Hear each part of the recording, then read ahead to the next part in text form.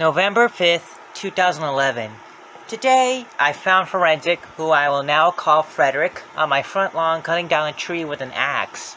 I went outside and shot Frederick with the shotgun and then tied him to the same tree. He hadn't cut all the way. I got buzzsaw blades. It's not supposed to be a reference to Happy Rots in Hell, okay? Attached him to the front of my car, got in the car, and rammed the car into Frederick. I backed up and rammed into him again before getting out of the car. I then threw him in the fireplace. I then went outside and right in front of the tree where Forensic was killed. He left Happy's puppet, so I threw it in with his body. I finally did it. I killed Frederick, but I have doubts. November 6, 2011. I'm planning to go where Forensic is on the 8th. How do I know where Forensic is? Well, you know the address in Happy 3, Rows of Blood and Bones, Can of Kill. Well, Forensic might be hiding there. How is Forensic still alive? I just recently saw him, but this time the filters of his gas mask were missing, and you could see scarred skin, to the best of my observation. November 9th, 2011. This post will be the absolute final post to this blog. The sad thing is that I left many questions unanswered. However, the blog post will, or might, answer some of them, which relate to Forensic Frederick. First, I must talk about the trip to the address and what happened. Since I live in the suburbs of Chicago and the address was near Alma, Colorado, I decided to take a car ride, but I took some things. A photo of Frederick Gorgoat, just in case the forensic I find is the true one. I also took some weapons like the switchblade, the shotgun, and the Mau Mau style katana. After driving for 12 hours, I woke up at 7 a.m., resting at a motel, and driving for 6 more hours. I reached Alma, Colorado. The address, which I will not reveal for people's safety, was over 5 miles out of Alma. I decided to drive over to the address, and there it was. It was a fancy abandoned house, sort of like the one in Happy Rots in Hell. In fact, it was the same house at Albert with a spray-painted sign that said, Happy Happy Fun House!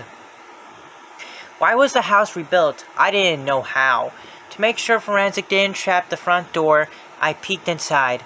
Sure enough, there was yet another gun trap, but it wasn't the kind of shotgun that was used in Happy Rots in Hell. No, it was a Winchester.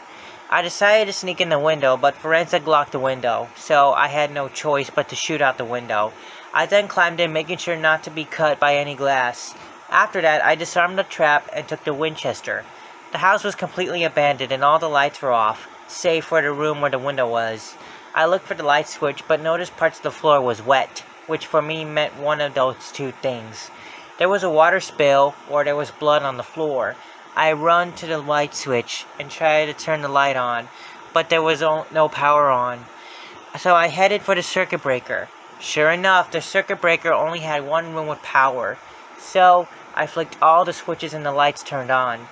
I then went back to the staircase room, which had the light switch off, and I flickered it on. There was some blood on the carpet and floor of the staircase room. I then said, Hey, Forensic! I know you're here! And I turned the power on for every room in the house. Now you can't hide in the shadows!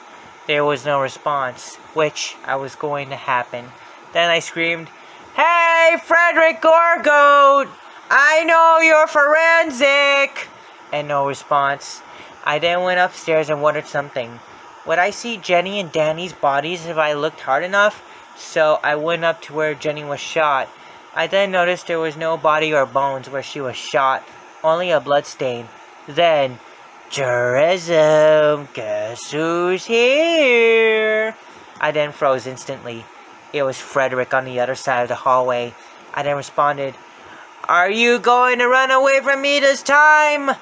And he said, Now why would I do that? You know I never run away. And I responded with, Listen, Frederick! How do you keep coming back? No response. And then Frederick said, I have some people that work with me who posed as me so you couldn't kill me. And then snapped back with, But anyways, how did you get here? And I said, There was an address listed in 2 episodes of Season 3, and I went to it. And Frederick said, Looks like I shouldn't have put that address in. Would have made your search more fun? For me! Then I said, Anyways, Frederick, you're going to die right now. And Frederick said, "Catch me first!" and jumped into the attic. I knew what was going to happen at a random time. He might jump down from the attic and claw my insides out. I then had an idea. I would take the same path Danny used to kill Happy Appy. I pushed the mop switch, yet no trapdoor opened. I then stomped on it and it opened, and I slid in the tunnel. I then heard Frederick come down from the attic and land on the floor before saying, "I know where you're going! You're using the bathroom tunnel!" And I had to run to the cellar. After running 100 or so feet, I heard Frederick opening the trapdoor, but luckily, I reached the cellar. The cellar, unlike the rest of the house, was burned out and had buzzsaw blades on the wall, with no one being lodged into the gas pipe. I then took all of the buzzsaw blades out of the walls and brung out the switchblade, katana, and shotgun. Frederick then entered the cellar and said, "Oh look! This reminds me of Happy Rots in Hell, which you will be doing!" I then threw one of the buzzsaw blades at Frederick and he jumped out of the way. He said, "You really expected me to get that easily?" And then grabbed the buzzsaw and threw it at me at a faster speed than I could throw. I dodged it and fired the shotgun at him. He got hit, but then got an ice pick from the ground. He then charged at me, but then I reloaded and fired at his leg. He fell, but managed to get the shotgun out of my hand. Unfortunately for him, I had no more ammo left for the Winchester. He then hit me in the shin with the handle, and I tripped. I then got the Mau Mau style katana and tried to chop him up. He then got up, grabbed the ice pick, and swung it at me. I got out of the way and made him hit the same gas pipe, but no gas came out. I then sat down because of my wounds. Then, Frederick pulled out one of the thinner pipes and was ready to hit me. When I realized the buzzsaw was next to me, I got it, revved it up, and sawed his leg off, and blood came out, which made me know that it wasn't a prosthetic leg. Frederick screamed in pain and dropped the pipe. I then got the pipe and started beating him up with it. After a few minutes of hitting him, he stopped breathing. I then checked his pulse. Nothing. Not even a beat. I sighed in relief, but I still had to check his face to make sure he was the actual forensic, so I didn't have to fight him yet again. I took off his mask and took out the picture. It was an exact match. Forensic was Frederick Gorgoat, and now that I had killed him, I felt much more safer. After burning Forensic's body, I left the house, got in my car, and drove off to my Chicago home. Well, this is it. I can't believe I have to stop posting on the blog, but I must stop posting on Happy Appy because I pretty much did everything related to the show. I watched seasons 1, 2, and 3, killed Forensic, played the Happy Appy game, and even went to the studios. However, that does not mean that the search for the answer is over.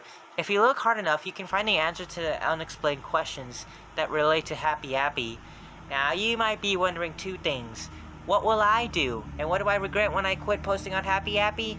Well, to be honest, I will actually open up another blog, which will be a short live one that talks about Fright House Screamers. Remember that? What do I regret when I quit posting on the blog?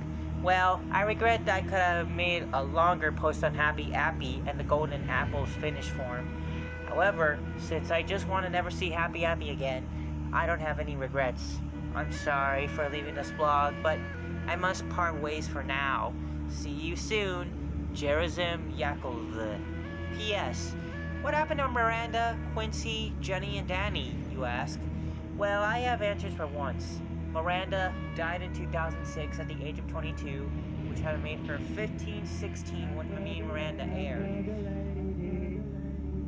Quincy died in 2006, was with that year, at the age of 15. Jenny, unknown fate, possibly died. Danny